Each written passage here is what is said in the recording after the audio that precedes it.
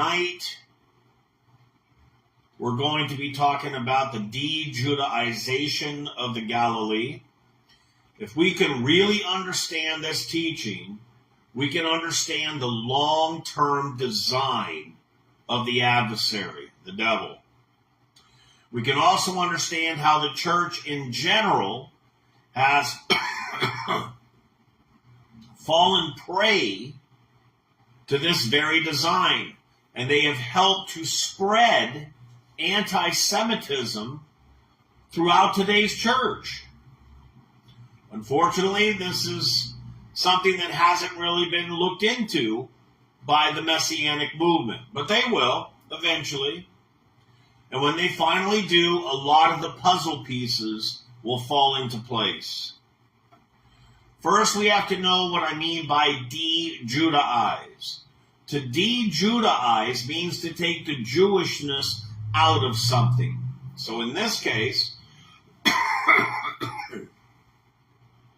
it's taken away any Jewishness that is related to the area of the Galilee. That's the lake up near the north, in the north of Israel, the Galilee. So the de-Judaization of the Galil, that's how you say it in Hebrew, Galil, is the second most anti-Semitic doctrine in the church today. What do you think the first one is? Well, the first is the Jews killed Christ. That doctrine alone has led to the deaths of more Jews than any other doctrine. So it's important to understand this doctrine of the de-Judaization of Galilee, because if we take away the Jewishness of the Galilee, we can then take away the Jewishness of Yeshua himself.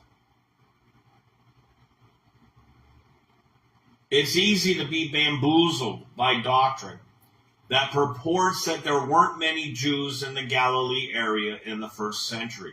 For one, it doesn't even seem like a big deal when you first hear about it. And now, I'll tell you, I have people say this in almost every teaching. I'll talk about something like this, and they'll be like, well, I never heard that at my church. I never heard anything against it at my church. And then, miraculously, a couple weeks later, or within the next few weeks, maybe a month at the most, they come on and go, oh, I heard this teaching from the pastor, and pastor said some of the stuff that you talked about. He was saying these negative things, or these anti-Jewish things, about saying there weren't many Jews in the Galilee. That's the first time I ever heard him say it. No, it's not. No, it isn't. You've heard him say it a lot of times. You just didn't pick it out. Because they teach this in seminary. Whatever they teach in Bible schools and seminaries, that's what that pastor then goes back to his whatever church he's working with, and that's what he teaches. And unsuspecting non-Jews who don't have a vested interest in this, they hear this stuff and it goes in one ear and out the other. And before they know it, they're spouting some things that are anti-Semitic and they don't even realize it. So it's easy to be bamboozled. Because who's going to say, I wonder how many Jews there actually was in the Galilee? Who does that? Other than maybe another Jew. But if we're going to understand the Bible properly, we have to ask those kinds of questions. So this is common belief by Bible commentators as well as many so-called Bible scholars. It's even taught in the Bible schools. Those who don't teach of a Gentile Galilee will say that Jesus was raised in a Hellenized Galilee, which basically means that there were maybe some Jews there, but they were living a Greek lifestyle. They were basically non-Jews. PBS wrote this: the excavations at Sepphoris, that's up in the Galilee area, this is PBS, have found extensive building programs, theaters, amphitheaters, and that sort of thing, just like Caesarea. So amphitheaters, the Jews didn't build those. That was all done by the Romans. So they go on. What this tells us about the story of Jesus, though, is that Jesus himself would not have been far removed from that vibrant intersection of Greek culture. In other words, there's this underlying message there that Jesus really had a lot of Greek influence. And according to this doctrine, and it is doctrine, even though it was on PBS, not only was Jesus linked to Greek culture, but he was also far removed from anything Jewish down in Judea. That's what they're aiming at here. In other words, the Galilee was Greek and Jerusalem was Jewish. Their proof, quote unquote, is that archaeology and Sepphoris had uncovered extensive building programs, theaters, and amphitheaters, which are Greek. Well, it's really funny how they omit that Jerusalem had those very same things at that very same time. There were amphitheaters, an amphitheater in Jerusalem. There was a theater. There were building programs. So yes, there was Greek architecture going up, being built. That didn't mean there weren't any Jews there or religious Jews there. Did that, because they had these things, does it make Jerusalem any less Jewish? Of course not. And this isn't only coming from secular sources either. The famed scholar, and I've quoted him before, Walter Bauer, okay? He died back in 1960. He was a very famous theologian, a scholar in whatever field that was that he was studying, Christianity, of the development of the early Christian churches, which was, most of his stuff is just nonsense. He published an article called Jesus the Galilean, in which he identified Galilee as, this is straight out of his book, page 60, he said the Galilee was definitely non-Jewish. That whole area up there, non-Jewish, according to Bauer. So this doctrine concludes that Judea was the only, hey, shalom, Ricardo, good to see you. Thank you. Thank you for everything. Appreciate you. Te amo, te amo. So this doctrine concludes that Judea, quote, was the only focus of real Jewish learning. So nothing going on up there in Galilee. It was all just happening down in Judea and Jerusalem. The rest of it was all Hellenized, according to them. So from that jumping point, they then pit Yeshua and those silly disciples, ignorant disciples, that's how they make them look. They pit them against the religious establishment of Judea. And you'll hear them use that particular phrase. The religious establishment, like the temple. They don't even mention that Yeshua said about the temple, this is my Father's house, that he worshipped at the temple. They leave all that out. Since Jesus and most of the disciples came from Galilee, this made them the perfect group to come against, quote, those wicked Jews in Judea and the temple that Jesus was sent to abolish. This is where it all comes from. We got to trace it up to their Dejudaization of the Galilee. This is one of the more important teachings we do at Beit Aveinu. One Bible teacher wrote, only in a Galilee with a non-Jewish character could incipient Christianity have found its divine expression. In other words, if Galilee was Jewish, Jesus couldn't have come. That would have prevented him. These are the underlying messages. So what these scholars have created is a non-Jewish Galilee. And they've turned the people of that area into idiots and made Jesus the leader of this region of idiots and a ragtag band of Galilean imbeciles who Jesus made into princes of the kingdom. That's their message.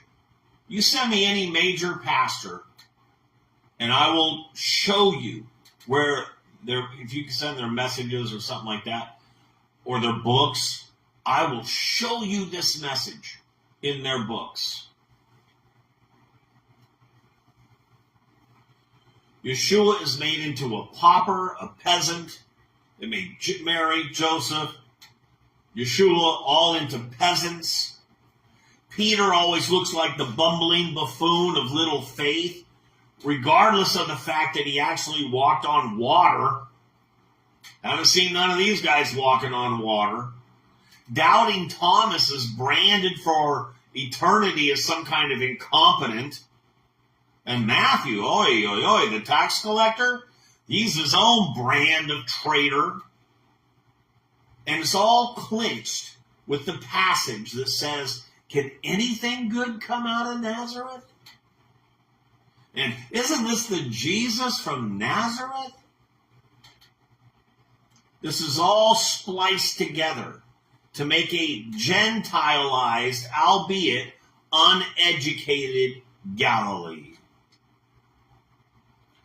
This doctrine leaves the unsaid idea that Yeshua and the disciples weren't really all that Jewish in the first place. No anti-Semitism there. Christian scholars claim that only one sage, Rabbi Yossi HaGalilee, came from Galilee. Which HaGalilee means the Galilean. And that's the only reason they say that, well, because it's in the name. Well, yeah, how are you going to say he wasn't from Galilee? They'll say a few living in Galilee were Jews, but they weren't religious. That is the foundation for their thesis. They contend Galilee this is a quote, Galilee was a focal point of Hellenistic cities and centers of Hellenistic culture, and the Jewish content of Galilee was extremely sparse. Not very many Jews there. This I found in my own library. I have this dictionary. The Interpreter's Dictionary of the Bible.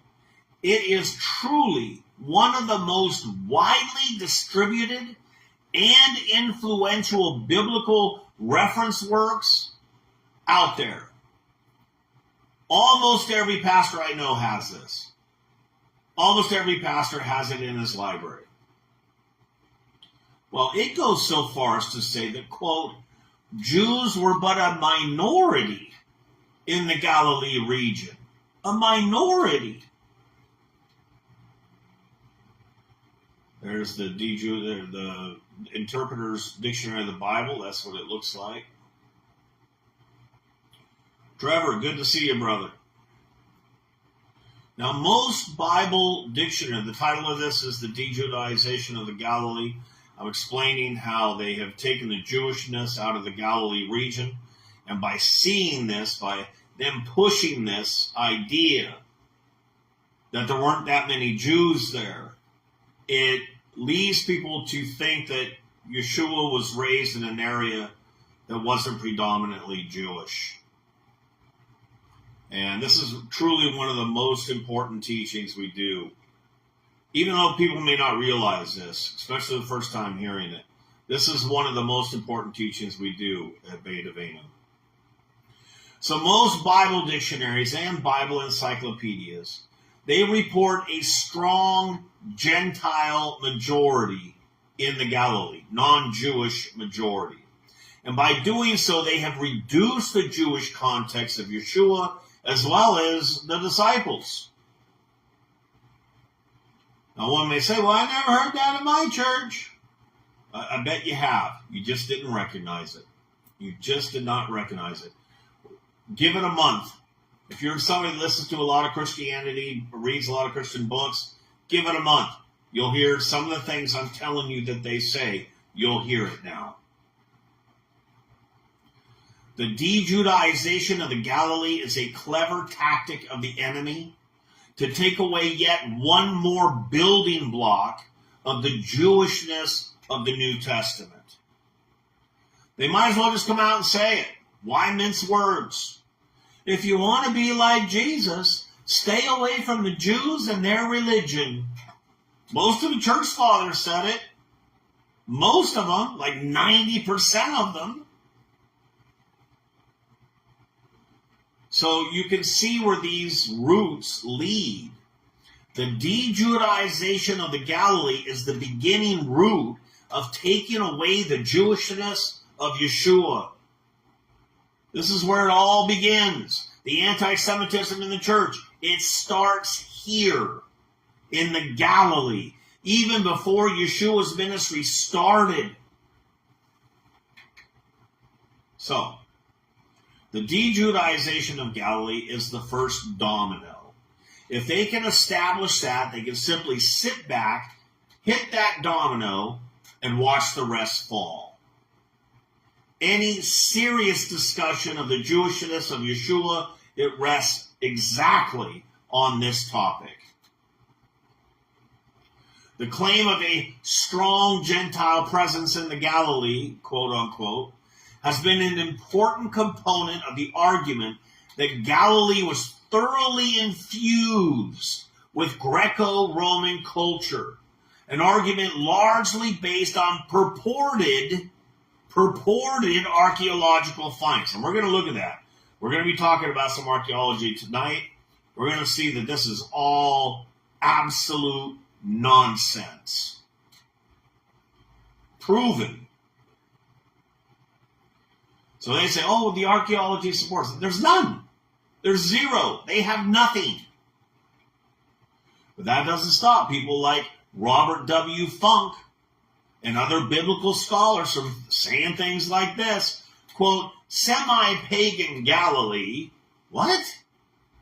Whose inhabitants, because they were often of mixed blood, and open to foreign influence, were despised by the ethnically pure Judeans to the south. That is absolute nonsense. And I'm going to prove it. I'm not just saying it. I'm going to prove it tonight, right here. Or they say things like Greek was widely used in semi-pagan Galilee, in Hellenistic cities like Sepphoris. Not true. Greek language, huh? Remember this. We talked about this in some of our other classes. If you are going to de-Judaize something, you better make sure you get rid of their Hebrew first. Attack that first. If you can separate the language from the country, then you can attack the culture and the people. But go after the Hebrew first. And that's what they did for thousands of years. This is Robert W. Funk. Remember, these so-called scholars have taken their excellent education, we're saying that sarcastically, and they use it solely to delegitimize the Jewishness of Yeshua. And to me, it's evil. It's demonic. It's evil. Well, why? Why is it so evil? What's so bad about it? Because if you can take away the Jewishness of the Galilee even before Yeshua is born, then you don't have to prove anything else from that point. If you have a virtually pagan Yeshua, then you've just made paganism a good thing. You see? Well, they don't go that far. My pastor, no, but they leave that lingering message there. The mess that the church is in today is because they have taken away the Jewishness of Yeshua. That's what their problem is. Well, no, I think their problem is that they've welcomed the LGBT. Guess what? If they had not taken the Jewishness out of the Bible, they wouldn't be at that point. They wouldn't be at that point.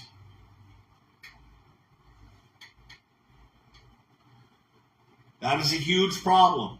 And there are many misunderstandings due to the fact that if you take out his Jewishness, you really have little left in the Bible after that. So we must understand the magnitude of this problem. Most Messianics think the root of this problem is the Christian belief that when Jesus died on the cross, Judaism was done away with and a new religion was started, that being Christianity. What I'm saying is that is not the root of this problem. Excuse me. What I'm saying is the root of this problem is it goes to before Yeshua was even born, when they start dejudaizing that entire area. This is the root of this sneaky anti-Semitic doctrine that has gone undetected for years. Like I say, most of my Messianic brethren haven't even seen this yet. When I say it to them, they're like, oh my goodness, it's absolutely true. You know, they haven't thought of this, but it makes perfect sense. And Hashem's Holy Spirit has revealed it. I'm not saying it's because of me. None of these teachings that I do is because of me. It's this era. It's this age. This is when Yeshua, Hashem, has decided to make these things known. So, if you can take away the Jewishness of the Galilee area, then taking away the Jewishness of Yeshua is quite easy. It's easy to do. False teacher Bishop John Shalby Spong says this: in any event, if you wish to have some sense of the Jesus of history, it is to Galilee, not Jerusalem or Bethlehem, that you will go. Galilee is the province that shaped Jesus of Nazareth. The story of Jesus is drawn into the Jerusalem orbit by the power of that city and by the negativity of the Jewish people towards Galilee in the first century. As the Bible tells the Jesus story, his Galilean roots and Christianity's Galilean origins become obvious. Wow. There's a whole bunch of evil in that portion right there. There's a lot of wrong, false facts. Just false facts. But here's his three-step message there. Galilee shaped Jesus. So if Jesus was shaped by Galilee, and Galilee was didn't have a lot of Jews, and it was mostly, Gentile, which means pagan, then isn't Jesus really kind of, pagan in a way, like us? We eat pork and that. 2, Jews were against the Galilee. He says that flat out. I'm going to go back. You see it? And by the negativity of the Jewish people towards Galilee in the first century, every pastor I know would agree with that. They say, well, yeah, the Jews of Judea were against those in Galilee were against the Jews of Judea. Absolutely not true. I'm going to show you bona fide proof against that. But there it is. The negativity of the Jewish people towards Galilee in the first century. And it's an absolute lie. It's a lie.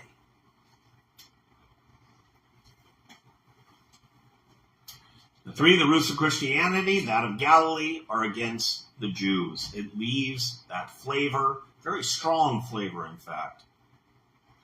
Once your eyes are open to this, that's when you begin to see the genius of the adversary's plan. 1, take away the Jewishness of the Galilee. 2, take away the Jewishness of Yeshua. 3, take away the need for Hashem and his so-called Jewish laws. It's all right there. It's all right there. And then 4, of course, Christians, since the laws are gone, Christians can now sin openly via grace. Well, it's all grace, brother. I call that Satan's 4-step plan for deceiving everybody. Everybody. This deception doesn't all start at the cross. And I'm saying that to my fellow Messianics, because they think that's where it all went wrong. Well, yeah, when he died on the cross, that's when the Christians now say, well, the law is done away with, and the Jewishness of Yeshua was taken out. No, it's before that. The root of it all is the Dejudaization of the Galilee. If we can repair that, if we can fix that perception, then we've got a good base to start on to fix the rest of it. But don't just go to the cross. That's not far enough. You've got to go further back. One of the many components of the Dejudaization of the Galilee, is to pit Yeshua against this Jewish establishment in Judea. They're always saying, oh yeah, the disciples of Jesus, they were against that. Sorry, something stuck in my teeth. They're against the establishment, against the temple, the priesthood, all this stuff. None of that is true either.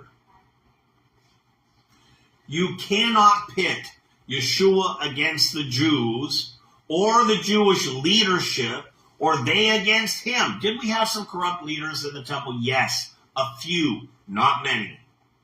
If it was totally corrupt, I'm telling you, Yeshua and the disciples would not have gone there to worship. That's why I won't go to any of these churches. They're corrupt through and through, so I will not go there to worship. But what about the whole Jewish Sanhedrin that condemned him in his trial? Doesn't it say in Matthew 26:59, the chief priests and the whole Sanhedrin were looking for false evidence against Jesus so that they could put him on a cross and kill him? You got to watch those words like whole, all, some, few, any quantitative word like that. They are not trustworthy in Greek.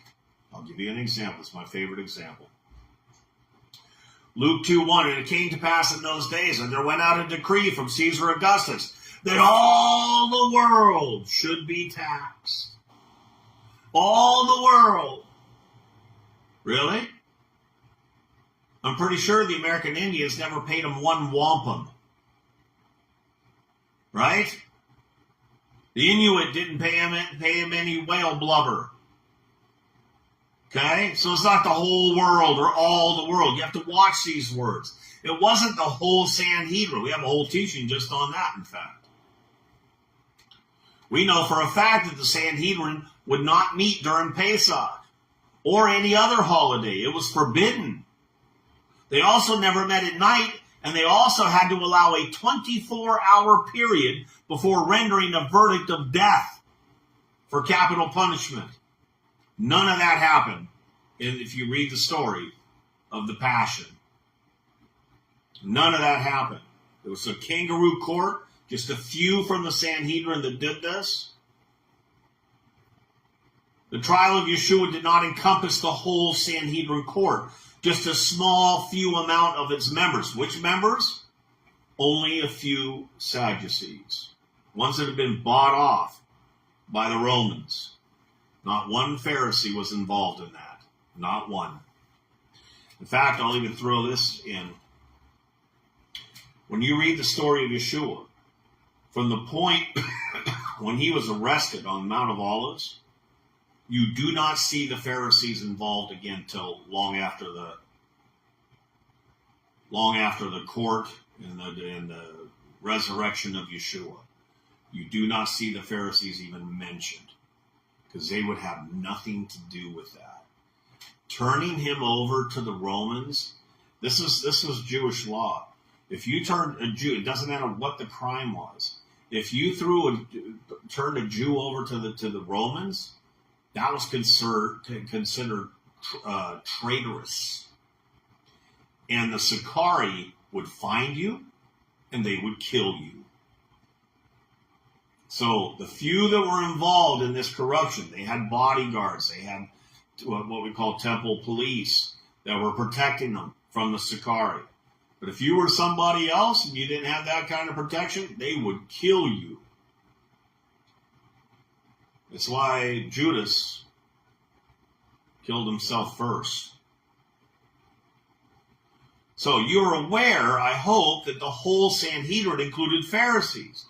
Like I say here, it is here in this teaching. I'll have you notice that after Yeshua's arrest in the Greek New Testament, there is no further usage of the word Pharisee in connection with Yeshua in any of the Gospels concerning his arrest or his trial. Look it up. In other words, the Pharisees wouldn't have nothing to do with it. The Pharisees were in bed with the Sicarii.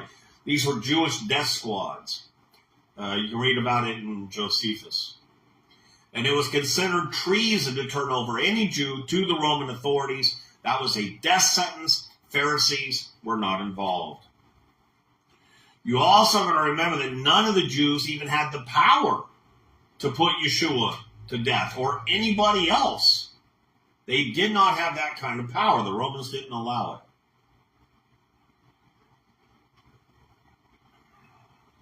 it. Only the Roman government had that power. I joke around sometimes and I say, well, if you want to blame someone for the death of Jesus, blame the Italians. They're the ones that were in charge. The truth of it is we all killed Yeshua. But if they start pointing fingers at Jews, I'm like, oh, what about the Italians? It was the Italians. It was the Roman Catholic Church. You ever wonder why the Roman Catholic Church? It wasn't the Roman Catholic Church that killed Yeshua. But later on, when the church rose out of Rome, why do you think they were so quick to point their fingers at us?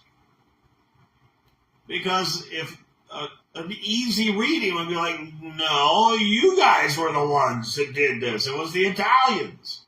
That's why they were so quick to point to us and persecute us early on. And if you don't know, the Crusaders killed thousands upon thousands of Jews. The Inquisition, also Catholic, killed thousands and thousands more. The Inquisition went on for 800 years. They were killing Jews for 800 years. Why? Well, if it wasn't the Jews who were responsible, then who else was involved? They thought they had to get a jump on the gun on this. The Italian leaders didn't want anybody looking at them. So, how do we prove that the Galilee was Jewish? Various ways to do this. We're going to do it here. First, you have to disprove their idea that there weren't any Jewish sages in that area in the first century. Because if you have Jewish sages, Jewish teachers, yeshivas there, then that blows their argument wide apart. Well, how do we do this? Well, we look at ancient writings from that time. Okay? The first person to note is Rabbi Yochanan ben Zakkai. He was a primary contributor to the core text of the Mishnah, the oral codes, because this is Jewish law from 2,000 years ago. And the rabbi to Rabbi Eliezer, another rabbi from that time, who was a follower of Yeshua. People get down on the Talmud a lot for unjustified reasons. But did you know that the most quoted rabbi in the Talmud was Rabbi Eliezer? And he was a follower of Yeshua. It talks about it in the Talmud itself. So don't throw out all the Talmud just because some idiots misquote it. Anyways, he was a teacher in Arab, in Israel, in the Galilee region. He grew up there and then lived there for an additional 18 years. More than once in various rabbinical writings does it speak of him teaching in the Galilee. Well, he's not teaching non-Jews up there, right? He's not teaching Torah to non-Jews. He's teaching to Jews. He's from this area where the X is. I don't know if you can see it, but I'll point to it. He's from this area right here. This whole region up here is called the Galilee. This whole region, even beyond this X, even like Nazareth is right up in that area. Also, Rabbi Hanina ben Dosa. He was a very well-known healer in the first century. He lived at the time of Yeshua, just a little bit before, and a friend to Rabbi Zakkai. Rabbi Hanina ben Dosa was from Arav too, same place. In fact, he was one of Rabbi Yochanan ben Zakkai's Talmudim, one of his students in Arav. These are some of the greatest rabbis that we have in Judaism. And they're all from that area, and they all taught in that area. Okay? There are many other well-known rabbis who came from or taught in that area. Rabbi Halafta, Rabbi Hanina, Ben Teridyon, Rabbi Eliezer ben Azariah, Rabbi Zadok, and Rabbi Elisha ben Abuyah. They were all great rabbis who taught in the Galilee. Rabbi Yossi ben Kizma, Rabbi Yudah, one of the most frequently mentioned sages in Tannaitic literature, was from Usha in the Galilee. His father, Rabbi Eleh, was also from there. Rabbi Eleh used to take walks on the shore of the Galilee with Rabbi Gamaliel. That's Paul's rabbi. That's where they used to hang out.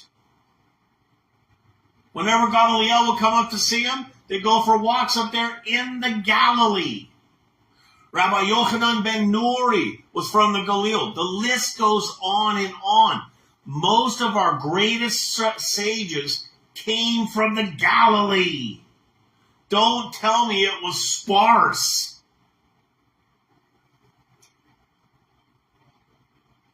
Well, why doesn't someone just call out these so-called scholars and show our Christian brothers and sisters the truth? Many have tried. They've tried to teach the church concerning the Jewishness of Yeshua. It hasn't worked for 2,000 years. They don't want to hear it. They don't want to listen. We can't even get people to understand that we should keep Hashem's holy laws. If you take the Bible, this isn't a Bible here, but I'm just going to use it as an example. This is a Siddur. If you take a Bible, and I actually did this in India, and you give it to someone who has no doctrinal background, none, and you say, please read this and tell me, because we did this in India with Tariq, my wife's family. We went out and we showed various Hindus. They didn't know anything about the Bible. In their language, in Telugu, read this, come back and tell me what you think it says. 100% of them come back and say, well, it seems to be a book about this Jewish God, and in it, he gives them laws, rules, and tells them what to do. That's it. First reading. But if you ask a Christian, you say, well, what is this book about? Oh, it's about grace. This part here. This first part's not that important anymore. But this last part's about grace. He said, well, what does it say about law? Oh, you don't have to do laws. That's what this part's about. What? It's actually quite simple. Messianics aren't on some kind of... They've discovered some mysteries. It's in the plain text.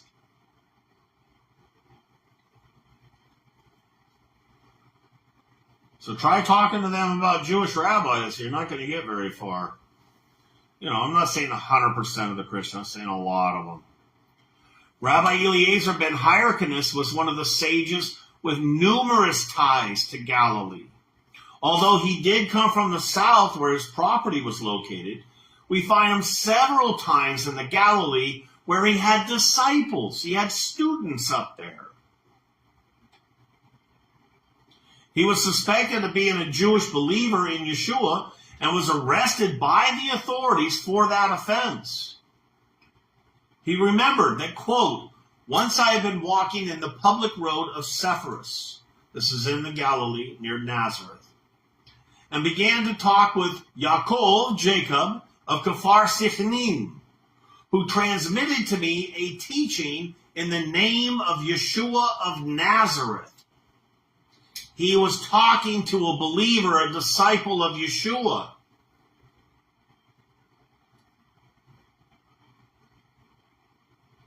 This incident dates from before the destruction of the temple, because he speaks like tension with the Jewish believers was not great.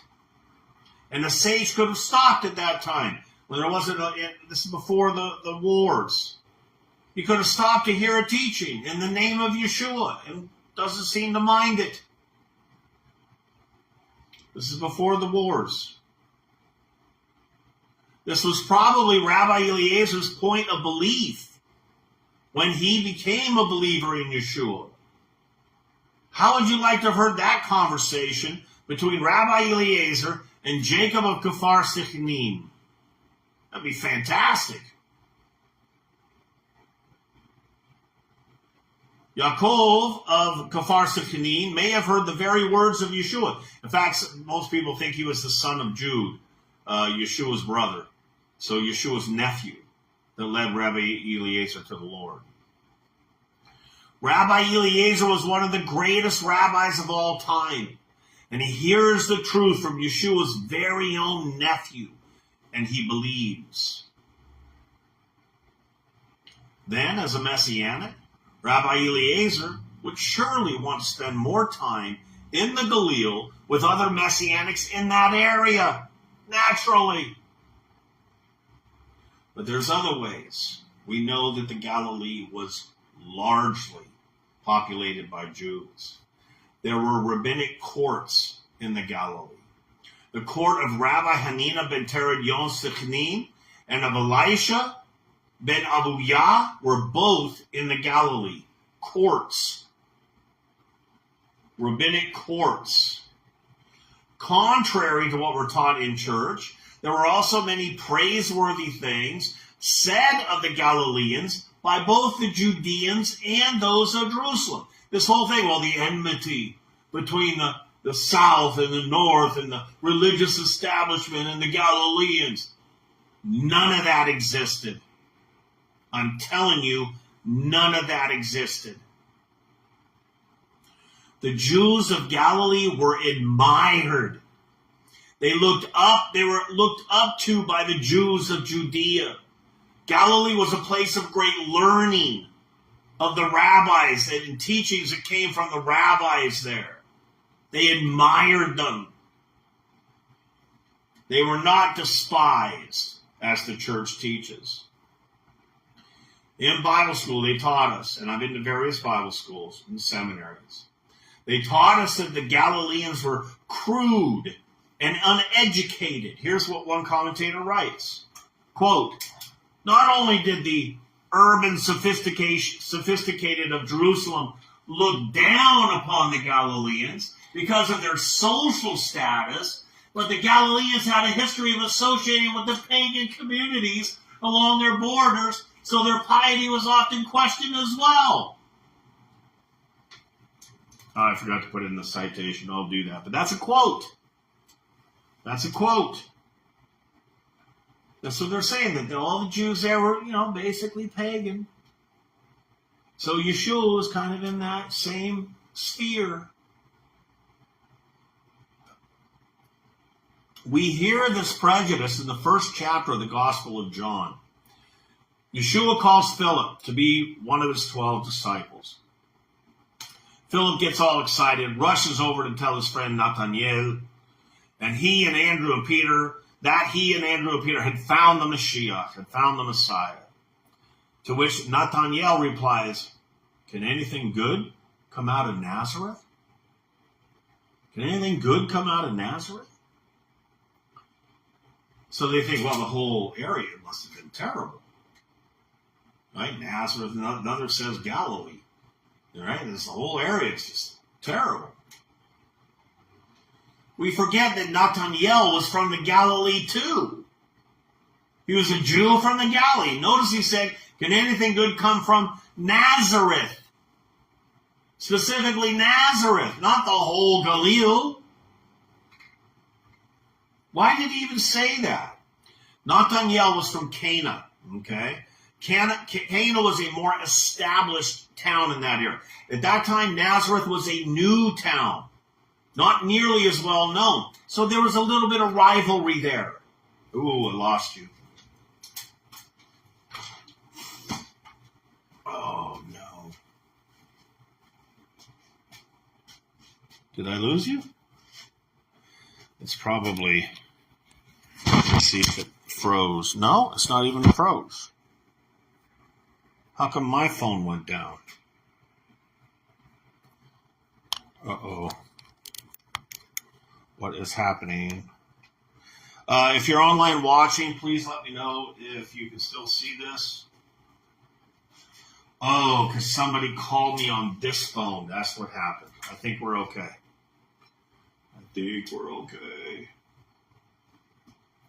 Who called me on this phone at this time? Oh, it was Justin. He doesn't know I'm on. Okay, let's go back to the teaching. That's just getting fired up, too. Okay. So why did he say that? Because there was some rivalry. Nazareth was a new town. But to take this leap, thank you, Liz, I appreciate it. But to take the leap that the Galilean Jews were crude and uneducated, like that one writer said, to me that is sinister. Sinister. The facts are clear. The Jews of the Galilee, and you ask anybody in Israel, right? You ask the archaeologists in Israel. You ask the historians in Israel. Ask anybody. They all know that in the first century, that was the golden age. The golden age of Judaism. I'm not talking just about believers. You can ask the believers there. You can ask the Orthodox Jews, conservative Jews. Ask them. They will all tell you this whole idea that there weren't many Jews up there in the Galilee is completely false. And there are some scholars, Messianic scholars, Jewish scholars, that talk about this. Okay? Not many, but there's some. So it's absolutely sinister. The facts are clear. The Jews of the Galilee were highly educated, and they were refined people. Refined. We're going to see more evidence here. Some will also point to Isaiah chapter 9 to try to drive it home that Galilee was Gentile. It's speaking about the birth of the Messiah here. And it says, nevertheless, there will be no more gloom for those who are in distress. In the past, he humbled the land of Zebulun and the land of Naphtali. But in the future, he will honor Galilee of the Gentiles, right? By the way of the sea along the Jordan. So it sounds like that's a Gentile area. And this runs back to the problem of not understanding the Hebrew word goyim. Okay? What it means is pagans or nations. That's what it means. Pagans or nations. Exodus, how do we know this? People think that Gentile means anybody that's not a Jew. Right? You have Jews and Gentiles. That's impossible. Here's what it says in Exodus 19:6. But he's talking to Israel, of course, you'll recognize this verse. But you shall be to me a kingdom of priests and a holy goy. These are the words that you shall speak to the children of Israel.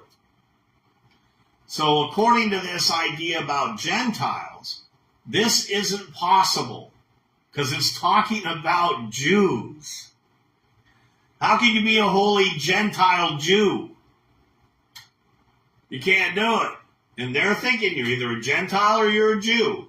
This says, Hashem says to them, you're going to be a holy goy, a holy Gentile according to them. And that's absurd. What he was saying is you'll be a holy nation. So the word goy in Hebrew, and you can look this up, it either means pagan or it means nation. So it's not saying that Jews are a nation of Gentiles. Nobody thinks that. But they leave out this verse. They won't show it to you. There's many examples of this word in Scripture. It's used 558 times in the Tanakh, in the Old Testament. And only 30 of those times did they translate it, meaning as Gentiles. In that passage in Isaiah, it should have been translated, the Galilee of the nations. Some translations even do that. If you look at the context, it's speaking of the Redeemer of the world, the nations. That's the thing with Hebrew. It's all about context. Every word in Hebrew is about context. Not only that, every letter in Hebrew is about context. If you watch our teachings on Monday night, we're doing Paleo Hebrew classes, you'll see that very, very clearly. But if you take things out of context, then what are you left with? You're left with a bunch of nonsense. Archaeologically, there is no basis for a Gentile Galilee. We have found many houses in Sepphoris, many. The town that the so-called scholars said didn't have any Jewish population. And in these houses, we found mikvahs. Mikvahs. So a mikvah is where the idea of baptism came from.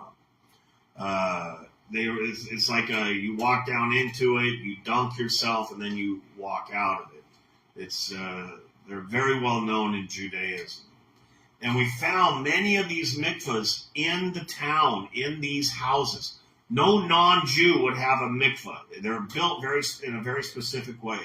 They have to have stairs going down into them and stairs coming out of them. Now, they can go this way or they can go that way, but you must have separate stairs that go out. That's one of the ways we know that they're mikvahs. We have found many of these, and in their houses, a mikvah in somebody's house was a sign of affluence. That's like indoor plumbing back then. It was you had to be wealthy. And we found many of these up there. Only the very wealthy Jews could afford a mikvah in their home. Look it up. In the Galilee, they were wealthy and they were refined. The Jews of the Galilee were also very strict in their observance of Torah, as well as halakha, which means like the more specific rules. We call them Jewish codes. And that was even noted by the Jews of Jerusalem. We see this in the Tosefta 3:18. It's ancient Jewish writings. Many well-known Jews lived in that area. They talk about all this stuff. We see it in the Tosefta. We see it in the Talmud, in the Mechilta, Josephus, Philo. We got tons of writings from that era. And they all attest that many Jews lived in that area. In Tractate Sukkah, it says, it once happened that Rabbi Eliezer, who resided in Upper Galilee, was asked 30 laws of the Sukkah. The Sukkah is this booth that we make during Sukkot, also known as the Feast of Tabernacles. And they would go to these rabbis. If they had questions, they'd go to the rabbis from the Galilee. So once happened, the Rabbi Eliezer, who resided in Upper Galilee, was asked 30 laws of the Sukkah. Where did he reside? In Galilee. In other words, if you wanted the strict answers, where would you go? You'd go to the Galilee. I know everybody wants to say, oh, they went to the temple. No, they didn't. Our best scholars lived up in the Galilee. From rabbinical and other writings that date to the 1st century, we see a broad picture of commandments being observed more scrupulously and strictly than down in Judea. There's more. Another way we know of a flourishing Jewish life in that area is that synagogues are to be found all over the Galilee, even in Nazareth. Nazareth was a very small town. Capernaum There's one in Capernaum. In all the cities of Galilee, there were synagogues. Even the New Testament attests to that fact. Mark 1:21, 6:1, Luke 4:21, John 6:59. Where do you think Yeshua was going to in all these places in the Galilee? Synagogues. Where you have synagogues, you have Jews. Okay? These weren't just minorities. The minorities there were the non-Jews. Okay? You had some Roman garrison here, or Roman garrison there. All the non-Jews didn't flock to come and live in Israel. It was a difficult place. The Romans that were there didn't want to be there.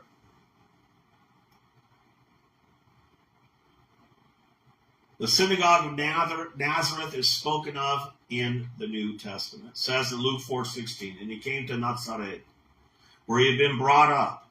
So it's been there for a while, right? And as his custom was, he went into the synagogue on the Shabbat and stood up to read. It's in the New Testament. Go back, look through your New Testament, get a concordance, look at all the places where it talks about synagogues. You'll see them all over the north, all over Galilee. And then look up archaeology. How many synagogues have they found in the... Lots of them. Lots of them. So if you got synagogues, you got Jews. And they're religious Jews. So in conclusion, do not let the Dejudaization of the Galilee just slip by you. Okay? Don't let it just go under the radar. If it means that if you stand up and say, you know what, it's not, somebody says it to you, say, you know what, I'm not trying to be argumentative, it's not true. There were many Jews in the Galilee. That doesn't mean that you're causing division, or you're rebuilding the middle wall of partition, or that you think you know so much. I get that all the time. Or you're arrogant. You're so arrogant. Why? Because I disagree with you? Because I got proof that can back up what I'm saying? Don't let it get by you. Because sometimes others are listening too. And you may be the only link that they have to the truth. That doesn't mean you're supposed to submerge yourself among the ignorant. I'm not saying to do that. Jesus didn't. He was around very smart people. Very smart people. I hope you enjoyed the teaching.